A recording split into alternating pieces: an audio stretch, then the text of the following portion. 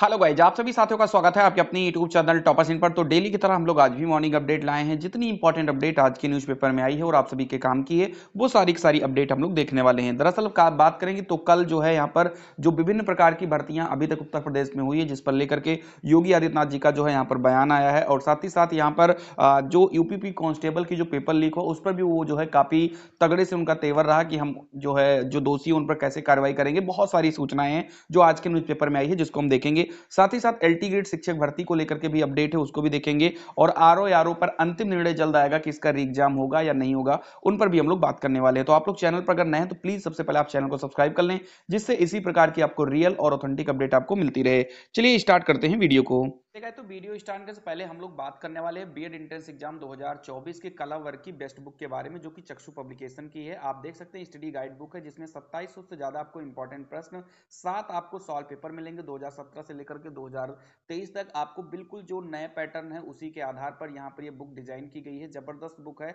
इसमें कैसे कैसे क्वेश्चन आने हैं, किस सब्जेक्ट से कितने क्वेश्चन आने हैं, कितना नंबर का टोटल क्वेश्चन रहने वाला, पूरा जो है सिलेबस के अकॉर्डिंग दिया गया है। जो इसमें प्रीवियस ईयर पेपर यानी प्रैक्टिस टेस्ट दिया गया है, उसका सोल्यूशन बहुत जबरदस्त तरीके से दिया गया है। आप उसकी एक्सप्लेनेशन देखकर ही आपको सारी चीजें समझ में आ जाएगी। तो ये बुक आपको सभी बुक स्टोर पर भी मिल जाएगी, साथ ही साथ डिस्क्रिप्शन बॉक्स में लिंक है, वहां पर भी मिल जाएगी। साथ ही साथ आप स्क्रीन पर यहाँ पर 2 बुक और भी देख रहे हैं, जो कि कॉम्बो पैक है। आपको उत्तर प्रदेश बीएड कला वर्ग की स्टडी गाइड बुक और भी यहाँ पर कला वर्ग की और भी आपको बुक मिल जाएगी, तो आप इनको भी ले सकते हैं। लिंक डिस्क्रिप्शन बॉक्स में दे दी गई। सबसे पहले आप यहां पर एलटी ग्रेड टीचर वैकेंसी को देख लीजिए। इसमें लिखा है कि एमसीए डिग्रीधारी भी बन सकेंगे कंप्यूटर के सहायक अध्यापक। यानी कि ये बताया है कि कंप्यूटर के सहायक अध्यापक के लिए आपके पास अगर एमसीए की डिग्री है तो भी आप अध्यापक बन जाएंगे।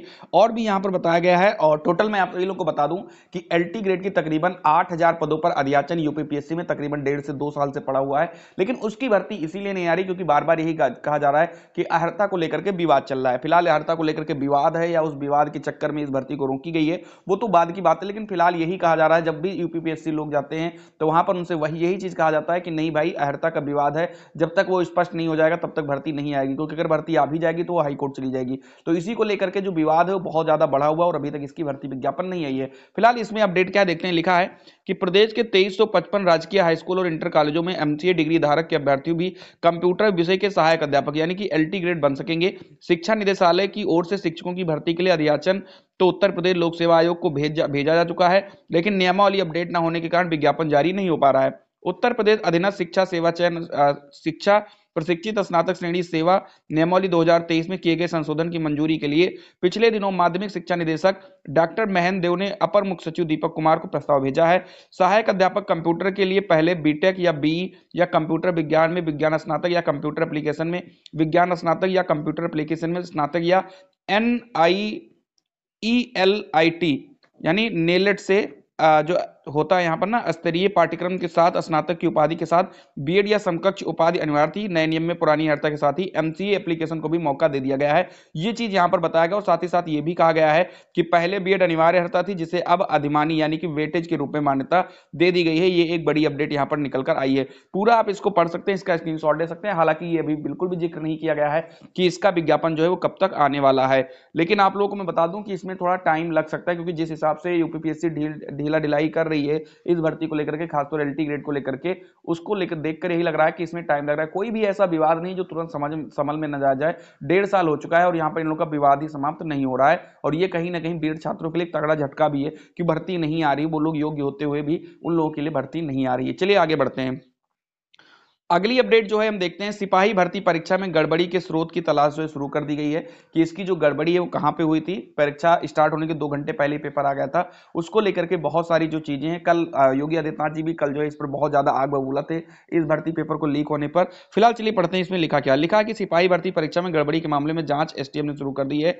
एसटीएफ जल्दी परीक्षा से जुड़े लोगों से पूछताछ करेगी, जिसमें परीक्षा कराने वाली कंपनी और पेपर छापने वाली प्रिंटिंग प्रेस के कर्मचारी शामिल हैं। इस मामले के प्रारंभिक जांच में सामने आया है कि कुछ अभ्यर्थियों के पास वास्तविक प्रश्न पत्र परीक्षा शुरू होने से पहले पहुंच गया था। ऐसे अभ्यर्थियों के मोबाइल को फोरेंसिक जांच के लिए भेजा जा रहा है, ताकि यह पता लगाया जा सके कि उनको किसने पेपर भेजा था। ये बिल्कुल सही चीज है।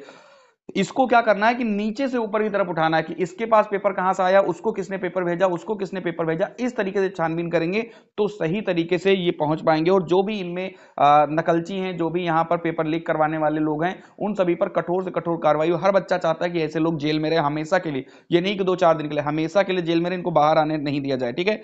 और ये भी बताया गया कि साल भर और अभ्यर्थियों पर गैंगस्टर लगेगा। और रिस्पॉन्स क्या है, हाँ, जो अनुपस्थित अभ्यर्थी, एक बहुत बड़ी अपडेट है, जो बच्चे ऐसे थे जो यूपीपी के पेपर नहीं दे पाए थे किसी कारण से, वहां पे नहीं पहुंच पाए थे, तो उनको भी मौका मिलेगा। ऐसा वो छात्र न डरे कि हम पेपर नहीं दिए थे तो उन्हीं लोगों को मौका मिलेगा जो लोग पेपर दिए हैं, ऐसा कुछ भी नहीं है, आप लोगों को भी मौका दिया जाएगा।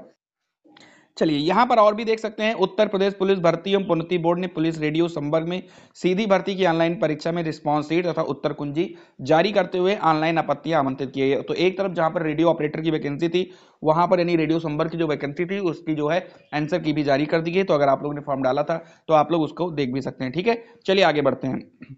ये देखिए, योगी आदित्यनाथ जी ने कल जो है कहा कि अब तक 6 लाख को नौकरियां दूसरे राज्यों में जाने की जरूरत नहीं है, योगी जी ने कहा है।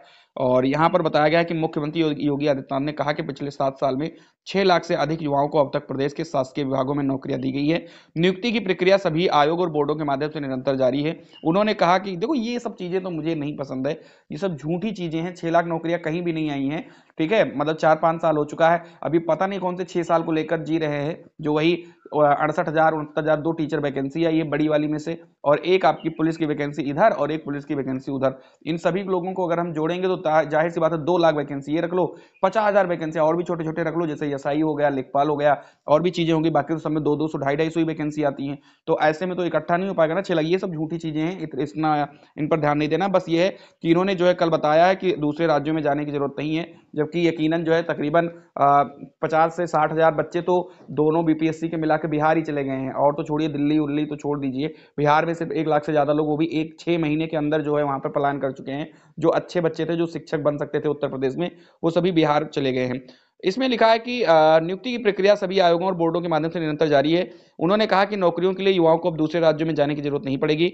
रविवार को यहां लोक भवन में विभिन्न विभागों के लिए चयनित अभ्यर्थियों के नियुक्ति पत्र वितरण समारोह को संबोधित करते हुए मुख्यमंत्री ने कहा कि नौकरी और रोजगार की नई संभावनाओं के लिए जो प्रयास प्रारंभ किए गए हैं उनके सार्थक परिणाम दिखने लगे हैं। कहा कि सरकारी विभागों में पूरी पारदर्शिता के साथ नियुक्ति की प्रक्रिया को संपन्न किया जा रहा है। उन्होंने कहा कि यूपी ग्लोबल इन्वेस्टर समिट 2023 के दौरान मिले 40 लाख करोड़ के निवेश प्रस्ताव और शिलान्यास समारोह 2024 के दौरान 10,24,000 करोड़ के निवेश की शुरुआत की प्रदेश में बदलती तस्वीर के रूप में पेश किया है। उन्होंने कहा कि इस निवेश की वजह से प्रदेश के 34 लाख नौजवानों को सीधे सीधे रोजगार के अवसर मिलेंगे, ठीक है। और किन्हें जो है दिया गया है नियुक्ति पत्र, तो सिंचाई विभाग में अवर अभियंता पद पर लखनऊ के शुभम वर्मा, हरदोई की अनीता राजपूत, आवास विकास परिषद के अवर अभियंता पद पर अमर वर्मा और मैनपुरी, यानी इन लोगों को जो है यहाँ पर नियुक्ति पत्र का वितरण दिया गया है, ठीक है। चलिए वहीं पर बात करते हैं यूपीपीएससी आरओ को लेकर के। तो आरओ को लेकर के यहाँ पर बड़ी बात आ रही है कि डिजिटल लॉक वाले बक्सों में पेपर रखवाने की तैयारी शुरू हो चुकी है। पेपर लीक पर प्रभावी नियंत्रण को आयोग ने शुरू की कवायद। आरओ यानी समीक्षा अधिकारी, सहायक समीक्षा अधिकारी, प्रारंभिक परीक्षा 2023 में पेपर लीक का मामला सामने आने के बाद उत्तर प्रदेश लोक सेवा आयोग ने इसकी रोकथाम के लिए प्रबंध करने शुरू कर दिए हैं। आयोग ने योजना बनाई है कि भविष्य में प्रश्न पत्र डिजिटल लॉक वाले बक्सों में रखवाए जाएंगे। सूत्रों के मुताबिक पेपर लीक मामले में अब तक जांच में यही सामने आया कि परीक्षा वाले दिन सुबह 8:41 बजे व्हाट्सएप पर वायरल पेपर की उत्तर कुंजी अगर सही है तो इसका मतलब है कि पहली पाली का सामान्य अध्ययन का पेपर किसी परीक्षा केंद्र से ही बाहर आया है। ये चीज यहाँ पर बताया गया है कि अगर 8:41 पर अगर पेपर आ गया था तो किसी परीक्षा केंद्र से इस चीज को वायरल किया गया है। इसको एजेंसी या जो परीक्षा कराने वाली एजेंसियां हैं वहां से नहीं वायरल हुआ है, ये पहली जांच में पता लग गया है। दूसरी पाली में हुए हिंदी की परीक्षा से पहले भी पेपर वायरल हुआ था और यह पेपर भी केंद्र से वायरल होने की आशंका है। ट्रेजरी के डबल लॉक से पेपर, बस ये चीज क्लियर हो जाए कि जो ये वायरल हुए हैं वो एकदम सही हैं और इसी टाइम पे वायरल हुआ था, बस ये पेपर रद्द हो जाएगा, इसमें फिर कुछ नहीं बचेगा, ठीक है। जितने भी साथी आर वाले हैं मैं बता दूं कि बस खाली इतना पता चल जाए कि ये पेपर जो आया था वो सही था, बात खत्म, ठीक है। तो उसकी जांच चल रही है और जल्द से जल्द आप लोगों को यहाँ पर इसकी भी रद्द की खबर जरूर आ जाएगी, मुझे पूरा उम्मीद है। लिखा है कि ट्रेजरी के डबल लॉक से पेपर के बंडल केंद्रों तक पहुंचाने की जिम्मेदारी स्थानीय प्रशासन की होती है। पेपर केंद्रों में पहुंचने के बाद बंडल खोलने से लेकर पेपर वितरण तक की जिम्मेदारी केंद्र में तैनात लोगों की होती है, वहीं आयोग की जिम्मेदारी पेपर तैयार करने से लेकर प्रिंटिंग प्रेस में इसे छपवाने की होती है।